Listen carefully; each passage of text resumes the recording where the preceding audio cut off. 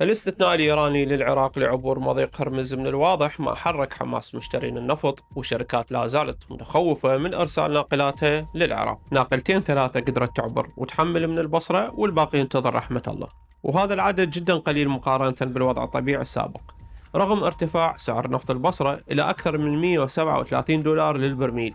لكن لو لا سامح الله وحدة من الناقلات القليلة المحصورة بمياه الخليج والمحملة بالنفط العراقي جازفت وحاولت تعبر وتعرضت لحادث أو إطلاق نار أو غرقت بعرض البحر لأي سبب من الأسباب، منو يتحمل هذه الخسارة؟ هل العراق يتحملها لو طرف ثاني؟ حتى تكون الصورة واضحة للجميع تابع للأخير وشارك الفيديو حتى تعمل فائدة. بيع النفط العراقي عملية تخضع لقوانين وبروتوكولات وجهات اثنين تتحكم بهاي العملية. الجهة الأولى شركة سومو، هي العقل المدبر والمسؤول الوحيد عن بيع النفط والتعاقد مع الشركات العالمية، وهي من تحدد منو يشتري وبأي سعر وبأي شروط. الجهة الثانية هي شركة الناقلات العراقية، واللي تمتلك أسطول ناقلات لكن حجم ناقلاتها صغير مقارنة بناقلات VLCC العملاقة، واغلب النفط العراقي ينقل بناقلات مؤجرة تحت إدارة شركة الناقلات العراقية. هذه الجهات مسؤولة عن النفط العراقي وين؟ على أرض العراق.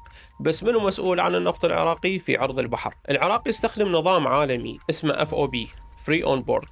هذا معناه الناقلة من تكمل تحميل النفط راح تصدر بوليصة التأمين Bill of Lading، وهنا تنتهي مسؤولية العراق عن النفط وسلامته مجرد ما يعبر النفط حافة السفينة أو نقطة الربط بميناء التصدير بميناء البصرة النفطي أو العوامات الأحادية. يعني مجرد ما تنترس الناقلة نفط وتقفل الباب تنتهي مسؤولية العراق وتنتقل المسؤولية كاملة عن السلامة والتأمين والتلوث وأي حوادث ممكن تصير بعرض البحر إلى الشركة المشترية للنفط ومالك الناقلة وشركة التأمين. لكن قبل تحميل النفط على الناقلة أكو شركات فحص دولية ومحايدة مثل شركة سايبولت أو شركة انترتك تفحص كمية النفط ونوعيته، درجة API، نسبة الشوائب، لضمان حق العراق وحق المشتري للنفط العراقي. دور العراق بالحماية يقتصر على حماية منصات التصدير والناقلات الموجودة في منطقة الانتظار، وهذه مهمة القوة البحرية العراقية. شكرا للمتابعة.